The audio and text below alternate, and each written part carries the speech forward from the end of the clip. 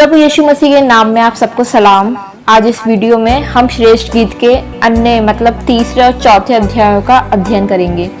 श्रेष्ठ गीत के तीसरे अध्याय से हम वधू के अपने वर के लिए प्रेम में उतार चढ़ाव को देखेंगे, लेकिन तमाम बातों के बाद भी ना तो वधू का प्रेम अपने दूल्हे के लिए कम होता है और ना ही दूल्हे के प्रेम में भी कोई अंतर आता है। तीसरे अध्याय के पहले और दूसरे वचन में लिखा है, रात के समय मैं अपने पलंग पर अपने प्राण प्रिय को ढूंढती रही।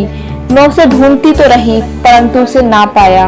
मैंने कहा, मैं अब उठकर नगर में और सड़कों और चौकों में घूमकर अपने प्राण प्रिय को ढूंढूंगी। ये वचन हमें वधू का अपने वर के लिए प्रेम और उसके प्रति वफादारी को बताता है कि दुल्हन ने अपने दूल्हे को, अपने प्राण प्रिय को बहुत ढूंढा मगर वो उसे नहीं मिला। लेकिन जब वो उसे नहीं मिला तो उसने उसे ढूंढना नहीं छोड़ा, बल्कि वो उठकर नगर में गई।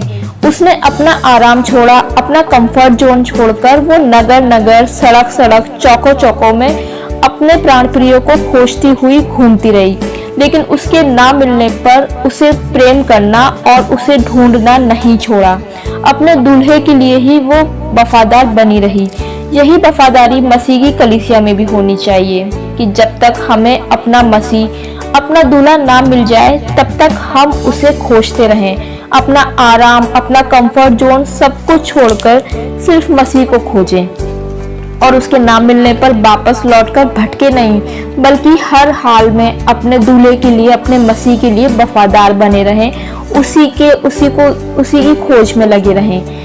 आगे के वचनों में पढ़ने पर हमें मिलेगा कि यहाँ वधू को नगर में घूमने वाले पहरुए मिले। ये पहरुए मसीह के वो याजक, वो नबी, वो भविष्यवक्ता हो सकते हैं जो सिर्फ नाम के मसीह हैं, जो खुद अंधकार में चल रहे हैं, जो परमेश्वर के लिए काम तो कर रहे हैं मगर परमेश्वर के साथ और परमेश्वर के अनुसार जीवन नहीं जी रहे हैं, जिनमें मसीह की दुल्हन बनने वाली सुंदरता और पवित्रता नहीं है। उनसे वधू पूछती है कि क्या तुमने मेरे प्राण प्रिय को देखा है? लेकिन आप ही बताइए, जो लोग खुद मसीह को नहीं जानते हैं वो किसी दूसरे को मसीह से कैसे मिला सकते हैं? जो खुद कभी मसीह से नहीं मिले वो किसी दूसरे को मसीह का पता कैसे बता सकते हैं? आज हो सकता है कि हम भी अपने याजकों और पुण्यों से ये आस लगाए बैठे हों कि ये हमें अपने मसीह का पता बता देंगे और उससे हमें मिला देंगे। तो ये वचन हमें बताता है कि यदि हम मसीह से मिलना चाहते हैं तो हमें खुद ही अपने मसीह को ढूंढना पड़ेगा, उसकी खोज करनी पड़ेगी। जैसे कि यहाँ ये वधू अपने प्राण प्रिय को हर जगह ढूंढ रही है।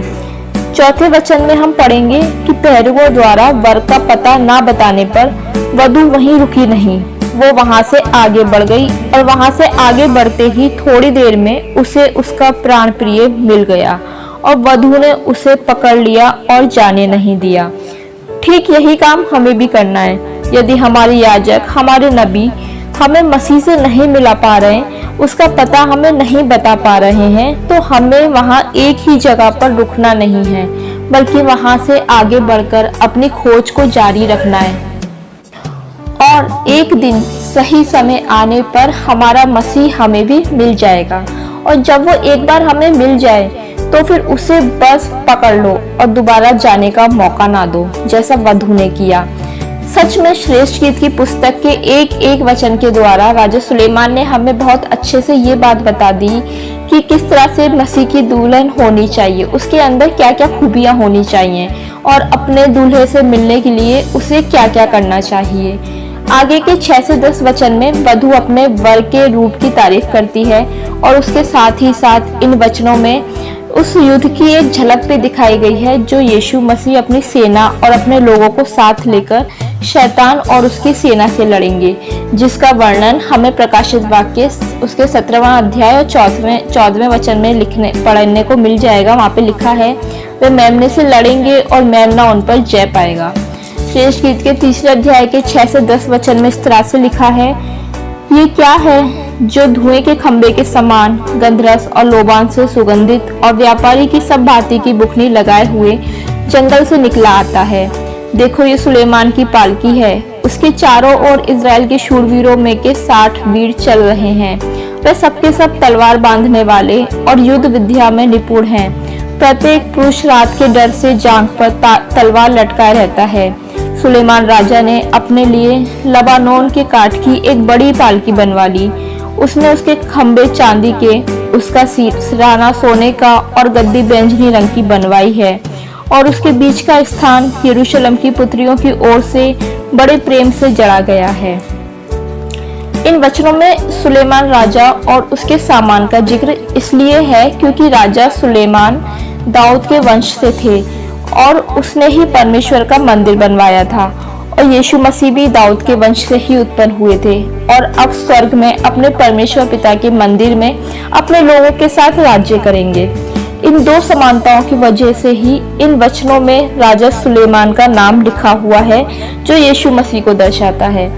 10वें वचन में राजा सुलेमान की पालकी के विषय में लिखा है कि उसके खंभे चांदी के हैं और उसका सिरहाना सोने का और गद्दी बैंगनी रंग की बनाई गई है।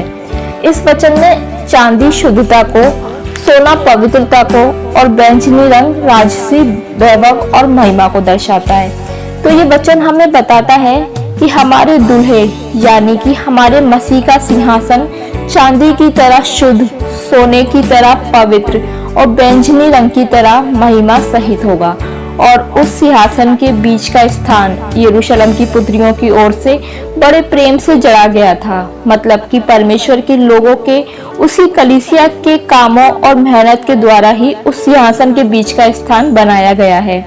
आगे 4थे अध्याय के 1 से 8 वचन में वर अपनी दुल्हन के रंग रूप की प्रशंसा और सराहना करता है और उसके रूप को सृष्टि की सुंदर सुंदर चीजों की उपमा देता है, क्योंकि उस समय के भजनों और गीतों में किसी की प्रशंसा करने के लिए इसी तरह से उसको उपमाएं दी जाती थी।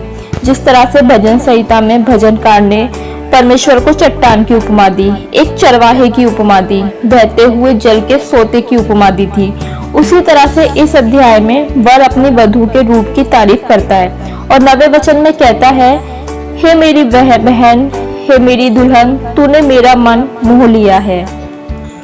इस वचन में मसीह ने अपनी कलीसिया के साथ अपने सारे रिश्तों को उजागर करते हुए बोला है कि तूने मेरा मन मोह लिया। सच में ये एक कलीसिया के लिए कितना ही सुंदर वचन है कि मसीह अपनी कलीसिया को अपनी बहन, अपनी दुल्हन बोलकर उसकी तारीफ करते हुए उससे कहे कि तूने मेरा मन मोह लिया है। 10वें वचन में फिर एक बार वर वधू से कहता है कि हे मेरी बहन, हे मेरी दुल्हन, तेरा प्रेम क्या ही मनोहर है, तेरा प्रेम दाख मधु से क्या ही उत्तम है और तेरे इत्रों का सुगंध सब प्रकार के मसालों से सुगंधित है।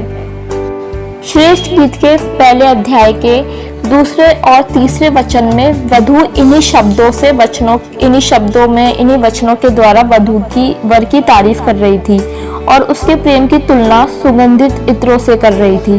वो केवल एक कलीसिया का प्रेम था अपने मसीह के लिए, मगर इन वचनों में दुल्हा भी अपनी दुल्हन की तारीफ ठीक उन्हीं वचनों से कर रहा है जिनसे दुल्हन ने तारीफ करी थी।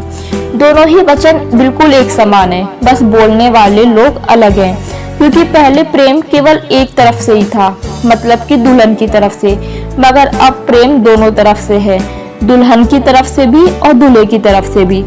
क्योंकि अब तक के अध्यायों के जरिए हम ये देख चुके हैं कि जब मसीह ने अपनी कलीसिया का अपने प्रति प्रेम देखा, उसका समर्पण देखा और अपने मसीह के प्रति वफादारी और लगन को देखा, तो ये सब देखकर ही दूल्हा दुल्हन के लिए बोलता है कि तूने मेरा मन मोह लिया है।